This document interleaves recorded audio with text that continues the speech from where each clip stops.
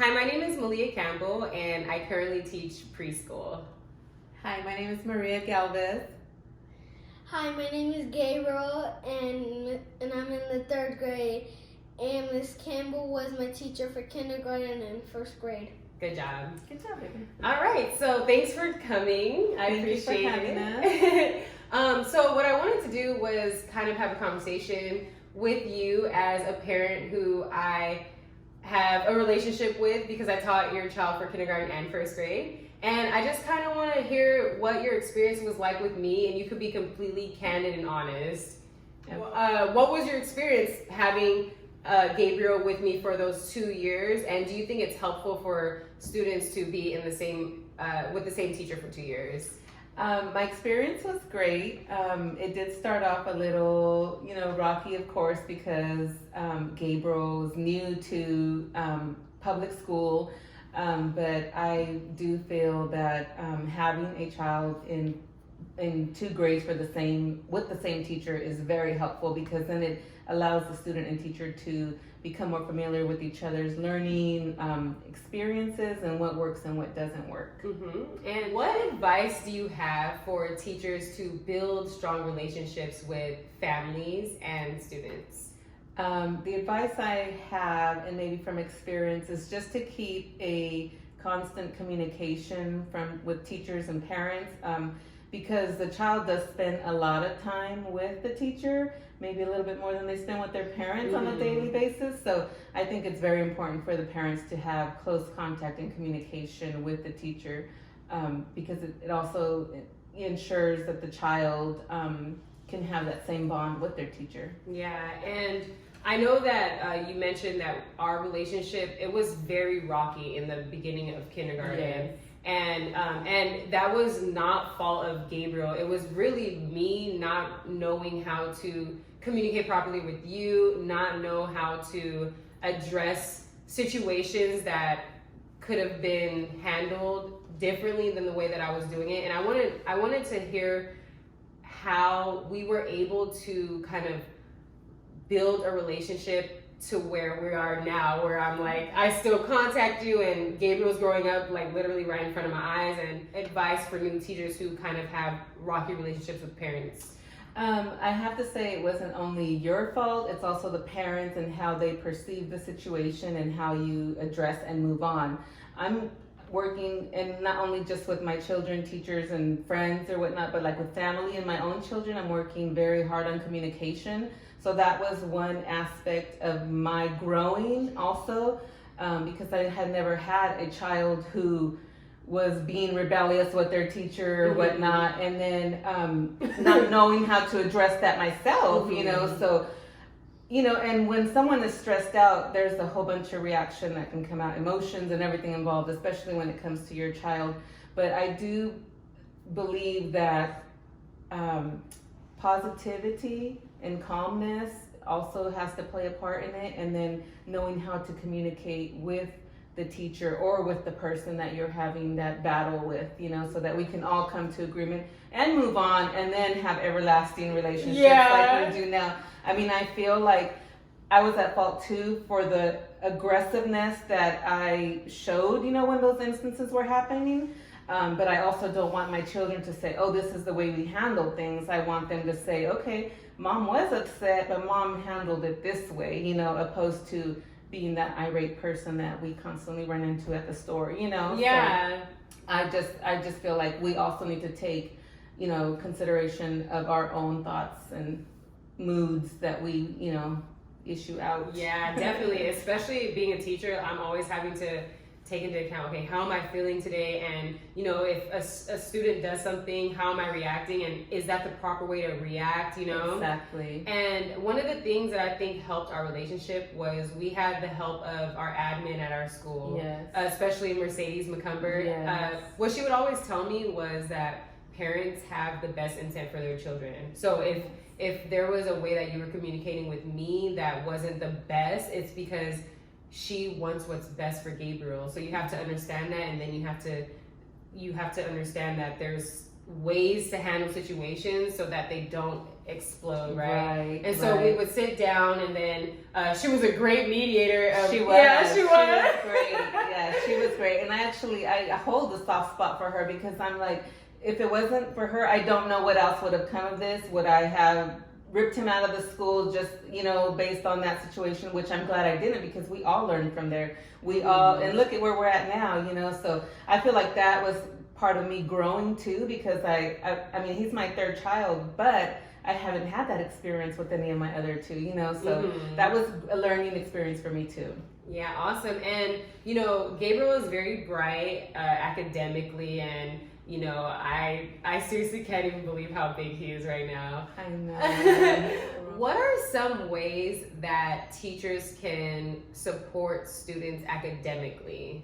So some ways that teachers can support students academically is by, I think, checking in often, and then checking in with parents as well, and informing parents where the student is failing and where they're succeeding as well. But also, like, some of the things that you did that really helped us while we were at home is the tools that you gave us. Like, you gave us these games that were not really games, they were educational games, but even had me thinking, well, so I think one of them was like a math game or something, and it had me doing the math in my head. So I think those tools really helped him as well. All the books that you gave us, which kept our library a little exciting instead of reading the same book that we had. You gave us a lot of cards as well. And then you always made us these cards made out of laminate, where we could sound out, which taught me stuff too, because I mean, it's been so long since I've been in school. Right. And so when they show me, or when it takes the parent showing the child and whatnot, it also was teaching me some stuff. So all of those things I think are great support tools for parents to help the child. Yeah, and I realized that obviously some parents are not teachers. So what I was trying to do during kindergarten and first grade was show you all how to teach your child whatever it was we were doing in class. So I remember we would have like family writing nights. So would you encourage those type of events where teachers are showing you guys exactly how to teach a certain concept? I do fully support those type of events, only because it was also a bonding period for me and my son. And although I would sit down in the evening and do homework with him, it was different because now we were in the class setting and we were writing at his actual desk and writing with with an actual teacher. So yes, that helped a lot, and I really liked it. Although I do see where some parents are limited with patience. I'm past that a little bit, so I was able to sit with him and instruct him, but at that age they were kind of young, to sit there and write a full paragraph, but still keeping it interesting. And maybe, I enjoyed the event that you held, because I remember that clearly. So and every single parent and child came to that. Yeah, and like I just felt so great about it. And exactly. I'm glad it was helpful. Yeah, it was very helpful, because it also got to give me a chance to see what Gabriel, how he wrote, even though I could see it, but while in class, the process of how to get there, and then the steps that you showed on the board. I thought it was very helpful and fun too. Oh, thank you. Yeah. So I guess this is a really good transition into talking about the distant learning that has taken place towards the end of the last school year. And I want to know what your thoughts are about that. And Gabriel, actually, we want to hear from you a little bit too. So how did you feel about not being able to return to school? I'm feeling a little down. Why? Because it would be better learning with the teacher instead of Zoom, because if we would have a laptop, that would be more electronic. It's spending a lot of energy in the house. In the house, yeah. So do you think that you're ready to go back to school? Yes. Yeah? Are you worried about coronavirus at all? No. No? Okay. So are you worried about coronavirus? I have mixed feelings, because you have all these folks that say, oh, this is a joke, it's all in the government, and then you have all the folks who are actually sick over it, and then the tests, and then now they're saying some of the tests, blah, blah, blah, whatnot. So I really don't know, but I am a little worried, because there has been some situations at work where folks have caught it and they've tested positive. So yes, I'm worried. But I also feel that it's important for the kids to have that school connection, like drop me off at school and pick me up from school, you know, so I have mixed feelings, honestly. Okay, and so when we, if we start school again, I know that there's some different scenarios that schools are offering parents. So there's either like 100% go back to the classroom. There's a hybrid model where it's half in the classroom, half online, and then there's like an online one. So which one of those three options would work best for you? I'm pushing education on my kids because I want them to go further in education than I did. So I'm 100% school, like going back 100%. But with this whole coronavirus thing, even if you sent them to school 50% of the time, it's the same thing as going the whole 100%. time. So Yeah, it's pointless to me in that part.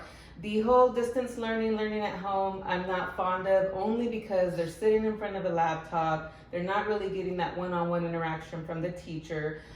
Even via Zoom, it's very difficult for the student themselves to have that connection. yeah. And there was a lot of times where we struggled with the materials, you know, that they sent home, where I haven't been to school in many, many years. So me trying to teach him, you know, it was very difficult. So I'm still up in the air. I know my middle schoolers school sent me an email saying make a decision by June 15th. Yeah. And I'm just like, You just don't know what I to don't do. know. Yeah. Of course I want what's best for her. And she's been able to handle the online or the distance learning. However, I'm not fond of it. I don't want her at home 24/7. You know, I want her to have that school experience as well. So if you were to give advice to the school and to teachers about how to properly support your students, what would you say to them? I would say that it's definitely important for the teachers to make contact on a regular basis, meaning not every day, all day, but if we are going to pursue distance learning, at least every other day, so the student is engaged with the teacher and the school. And also teaching live or something so that the schools feel like they're actually going to school instead of, oh, let me watch a video that I was told to watch and then write an essay about it, or do this packet. I mean, how boring sitting at the kitchen table. Yeah. You know? So I think it's very important for the school teachers to make that contact with the students and even the parents so that we are also informed of what you're teaching the kids and, you know, making that connection. It's very important. Okay, and do you feel like your students were given the proper resources to be successful in distant learning? At the beginning, of course, because it was all new to everyone, I think it lacked a little bit of support and resources. But towards the end, we were doing, I think, okay, because by that time we were also used to, okay, this is what we're going to do. We're going to log onto the laptop. We're going to do this materials. But I don't think that we all know what we need. Yeah, exactly. There's so much gray area. Yeah, and there's this so is much, new. Exactly, this is new. But what I really wish would have happened is that the teachers would respond after they took that test at home. Like, what was the grade that they received? Oh, I see. You know, the feedback More after, feedback. yeah, more feedback after turning in that homework, or instead of just grading it. We didn't get to see that paper. We didn't get to see the answer, the final answer. So I wish we would have had that response afterwards. Okay. And one last question. So, if you were to give a new teacher advice on how to be successful in the classroom, what would you say? If I was to give advice, it would just be have that constant communication with parents until you both feel comfortable with the child. You know, like I said, our children do spend a majority of the day with teachers, and that was in our pre-coronavirus setting. Exactly. Yeah, so I think just constant communication, whether it's positive or negative, like we need to know, and it's important for the parents and for the child to see the mom communicating with my teacher. So maybe that will stop some of the students from acting out of character if they were going to, because they know mom and teacher talk, you know, Yeah. parents and teacher communicate constantly. So I think that's one of the best things I would say is for teachers and parents to communicate. Awesome. And Gabriel, if you were to give advice to a teacher, what would you say? as far as to have a happy classroom? What are some things they can do? They can teach more different stuff, make it a little difficult. Make it more challenging? Mhm. Okay.